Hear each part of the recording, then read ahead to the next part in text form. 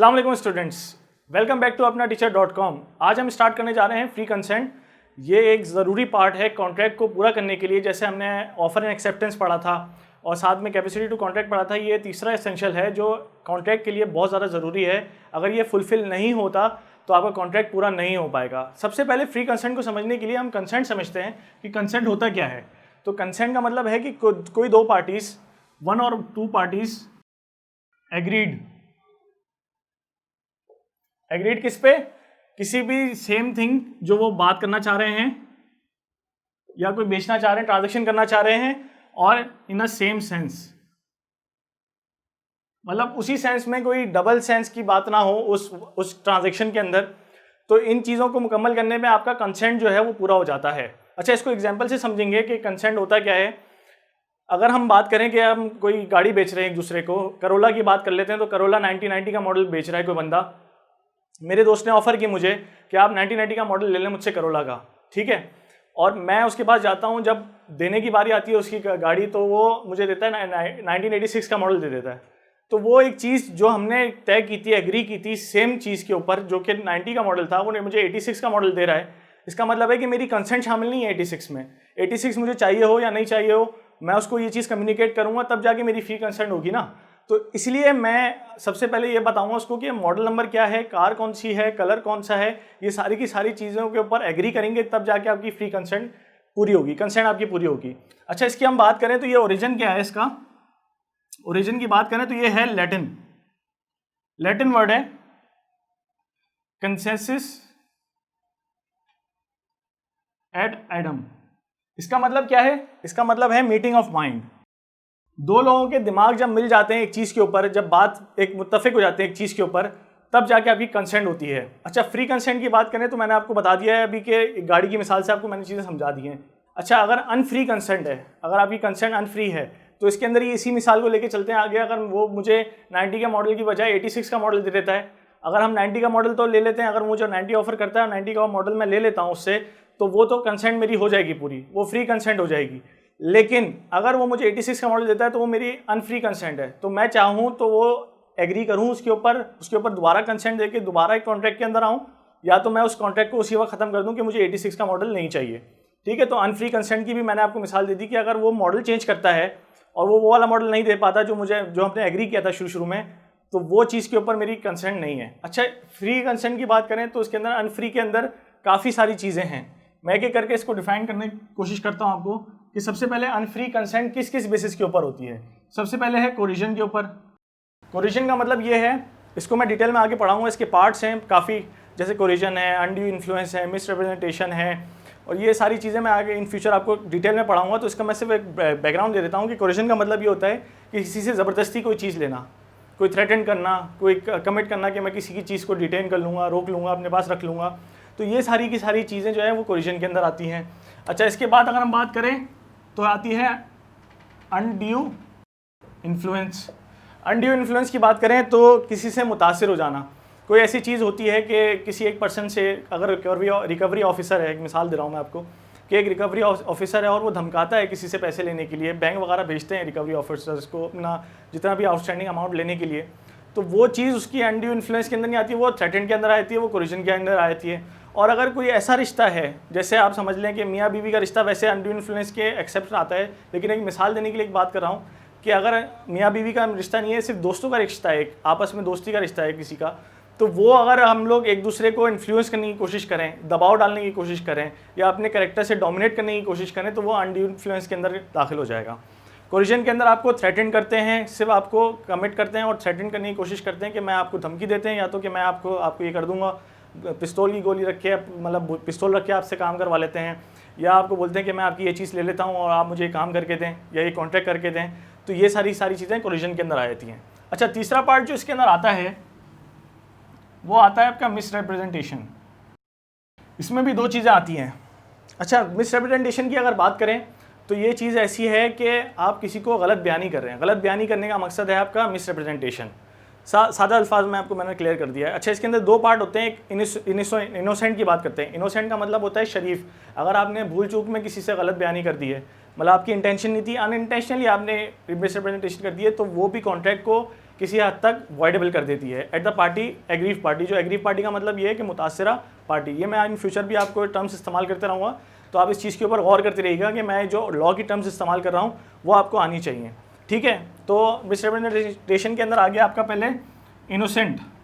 Innocent का मतलब ये है कि मेरी इंटेंशन नहीं थी, लेकिन मैंने उसको गलती से जो है वो गलत बयानी कर दी, कोई ऐसी शिक डाल दी उसमें कॉन्ट्रैक्ट के अंदर जो कि मुझे नहीं डालनी चाहिए थी, या जो उसके लिए ख़तरनाक थी, या उस कॉन्ट्रैक्ट के लिए कोई ख़तरनाक थी, तो इसलिए ये चीज़ आपकी इनोसेंट के अंदर आ जाएगी।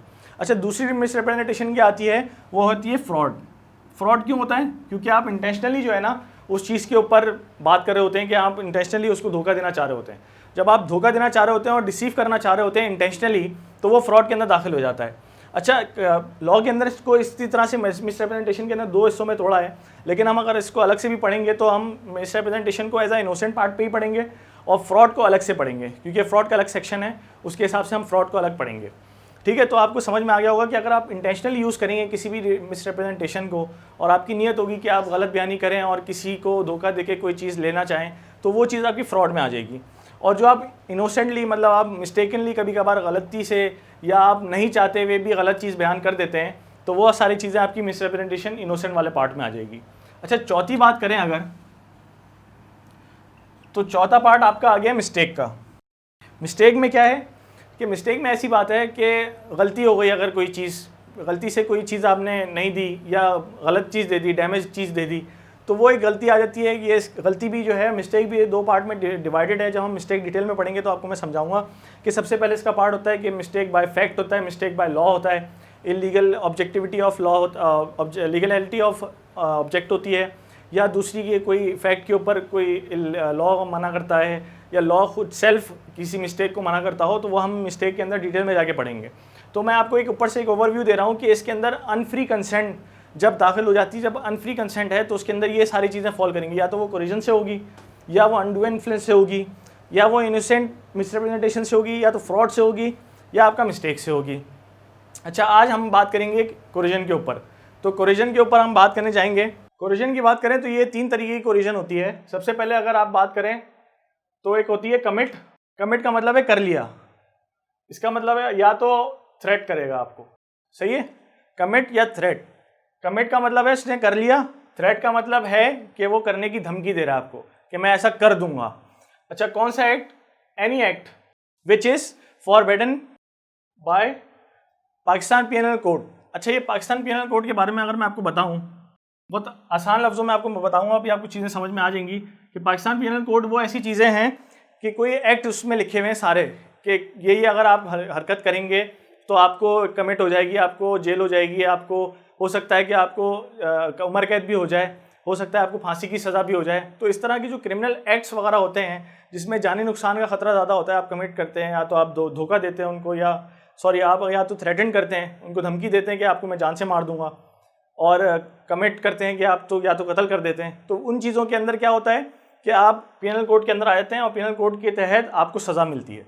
तो ये एक कोड एक और छोटा सा एक रूल्स बने हुए हैं पाकिस्तान के अंदर जो क्रिमिनल से रिलेटेड है, जो एक्टिविटीज़ क्रिमिनल से रिलेटेड एक्टिविटीज़ होती हैं उसको कवर करता है। अच्छा, दूसरी बात करें अगर हम, तो है कमिट। इसके अंदर भी आ रही है, कमिट है या थ्रेट कर रहा है किस चीज़ के ऊपर? डिटेन के ऊपर। डिटेन की बात करें अगर, तो डिटेन क्या होता है? डिटेन मतलब किसी चीज़ को रोक लेना, अपने पास रख लेना। अगर अब मैं कमिट करता हूँ कोई ऐसी चीज़, कोई ऐसी प्रॉपर्टी किसी की, फर्ज करें कि मेरा दोस्त है, मैं उससे जानबूझ के कोई चीज़ ले लेता हूँ, उसकी मोबाइल ले लेता हूँ या बाइक ले लेता हूँ, उसकी चाबी ले लेता हूँ, और मैं बोलता हूँ कि मेरा ये काम करो या इस कॉन्ट्रैक्ट के अंदर आओ, तो ये भी कोरिजन के अंदर आ जाता है, क्योंकि वो उसकी पर्सनल प्रॉपर्टी है और वो उस चीज़ के अंदर थ्रेटन हो जाता है कि यार ये मेरी पर्सनल प्रॉपर्टी जा सकती है, मुझे लॉस हो सकता है, उस बेसिस के ऊपर वो कॉन्ट्रैक्ट के अंदर आ सकता है। तो वो चीज़ भी आपकी मना करती है लॉ के अंदर। अच्छा, तीसरी बात करें तो प्रोमिसर जो होता है, प्रोमिसर जो मतलब जो प्रॉमिस करता है, वो प्रोमिसर होता है उसकी बीवी, हिज वाइफ और हिज चाइल्ड। इसके बगैर भी कोई और भी कोरिजन कर सकता है। अच्छा, इसकी मिसाल मैं इस तरह से दूंगा, आपको ये चीज़ें इतनी क्लियर नहीं होंगी, मैं इसकी मिसाल से समझाऊंगा तो शायद क्लियर हो जाए कि अगर कोई बच्चा फॉर्ज इंडोर्समेंट कर लेता है, कोई ऐसी फॉर्जरी करके बैंक से लोन ले लेता है, किसी भी तरह से अपने बाप की साइन कर लेता है, या कोई इस तरह से कोई एडवांस नोट बना के बैंक को दे देता है और बैंक उसको पैसे इशू कर देता है, तो इन फ्यूचर जब वो बैंक जो है वो आप क्लेम करेगा तो उसका जो क्लेम करने वाला बंदा होगा वो कौन होगा? वो उसका फादर होगा। अब वो जो उसने फादर की फॉर्ज इंडोर्समेंट की है, साइन की है, उसकी बेसिस के ऊपर उसको भरना किसको होगा? भरना जो होगा सारा का सारा लॉस और रीइंबर्समेंट भरना किसको होगी? वो आपके फादर को भरनी होगी। तो ये भी एक तरह की एक टाइप का कोरिजन होता है जो कि हमारे लॉ के अंदर पढ़ाया जाता है, जो अभी हम अगर आप लुकमान बे की देखेंगे बुक तो उसके अंदर ये सारी की सारे पॉइंट्स लिखे हुए हैं। आपको सारी की सारी चीज़ें इसमें समझ में आ जाएंगी जो मैंने अभी समझाई हैं, उससे रिलेट करेंगे तो आपको सारी चीज़ें समझ में आ जाएंगी। अच्छा, अगर हम कोरिजन की बात करें तो इसके अंदर आता है कि इसका इफेक्ट क्या होता है। इसका इफेक्ट क्या होगा?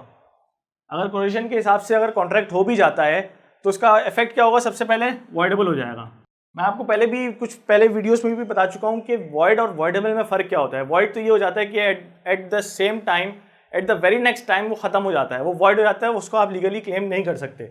जब वॉइडेबल जो होता है वो होता है कि एक पार्टी के ऊपर एक ऑप्शन आ जाता है कि वो चाहे उसको वॉइड करे, चाहे वो उस कॉन्ट्रैक्ट को कंटिन्यू करे।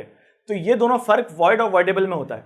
तो वॉइडेबल की बात ये है कि अगर मैंने अपने दोस्त से एक मोबाइल ले लिया या उसकी गाड़ी ले ली थी या उसका बाइक ले ली थी मैंने, और उसको कॉन्ट्रैक्ट में दाखिल कर दिया था, मैंने जानबूझ के उसको मैंने धमकाया था इस चीज़ के ऊपर, तो अगर वो चाहे तो वो कॉन्ट्रैक्ट उसके लिए अगर ज़रूरी है या बहुत ज़्यादा एसेंशियल है या उसके लिए फ़ायदेमंद है तो वो उस कॉन्ट्रैक्ट को जारी रख सकता है। लेकिन अगर उसके अंदर उसका कोई नुकसान हल्का सा भी नज़र आता हो उसको इन फ्यूचर के, मैं कॉन्ट्रैक्ट अगर करूँ वही वाला कॉन्ट्रैक्ट और वो आगे इन फ्यूचर मुझे नुकसान होगा, तो वो क्या करेगा? उसके पास फ़ौरन ऑप्शन है कि वो फ़ौरन उसको वॉइड कर देगा। अब वो वॉइड करेगा, इसका मतलब है कि वो उस वक्त कॉन्ट्रैक्ट ख़त्म हो गया, उसकी लीगल ऑब्जेक्टिविटी ख़त्म हो गई। अब वो लीगली बाउंड नहीं कर सकता उस बंदे को कि वो इस कॉन्ट्रैक्ट को आगे परफॉर्म करे, उसको कंप्लीट करे। तो ये अब मैंने आपको इफेक्ट बता दिया था।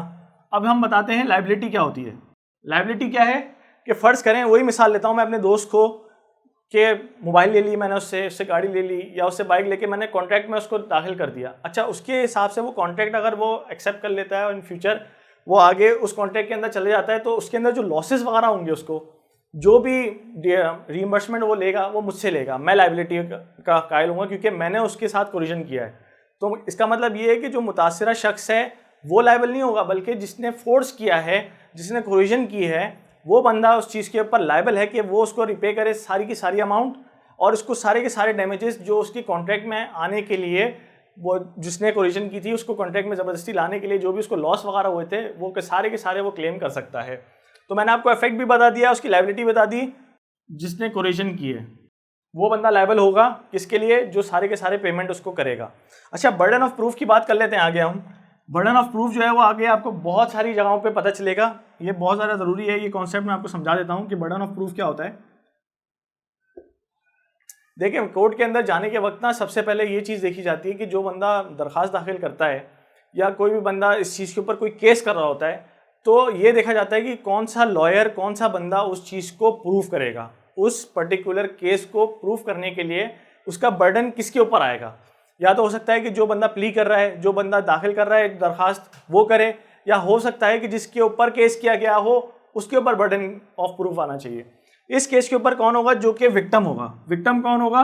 विक्टिम वही बंदा होगा जो कि जिसको कोरिजन फेस करना पड़ा। जैसे मेरा दोस्त है, वो उसको विक्टिम फेस करना पड़ा, तो बर्डन ऑफ प्रूफ भी किसको देना पड़ेगा? उसी बंदे को देना पड़ेगा। उसको एविडेंसेस देने पड़ेंगे कि उसने फलाना मुझे मेरी गाड़ी ले ली, मेरा मोबाइल ले लिया उसने, या मेरी बाइक ले ली। ये सारी की सारी चीज़ें उसको कोर्ट में जाके प्रूफ करनी पड़ेंगी कि मैंने उसके साथ ज़बरदस्ती की, उसको कमिट करवाया, थ्रेट करवाया उसको कि मैं उसको जान से मार दूँ, या उसकी चीज़ ले ली, डिटेन कर ली मैंने। तो मैंने वो चीज़ जो प्रूफ करेगा, बर्डन ऑफ प्रूफ किसका होगा? वो होगा एग्रीव पार्टी। एग्रीव पार्टी का मतलब है मुतासिरा पर्सन, मुतासिरा शख्स। जो भी इस बंदा जो मुतासिर हुआ है उस कोरिजन से, वो बंदा जो है वो बर्डन ऑफ प्रूफ करेगा इन द कोर्ट जब भी केस होगा। अच्छा, यहाँ तक तो मैंने आपको कोरिजन बता दिया। इन फ्यूचर मैं आपको नेक्स्ट वीडियोस के अंदर अनड्यू इन्फ्लुएंस और आगे मिस्टेक वगैरह, फ्रॉड वगैरह आपको डिटेल में बताऊँगा। तो अपना बहुत ज़्यादा ख्याल रखिएगा। इंशाल्लाह नेक्स्ट वीडियो में मिलते हैं आपके साथ। अल्लाह हाफिज़।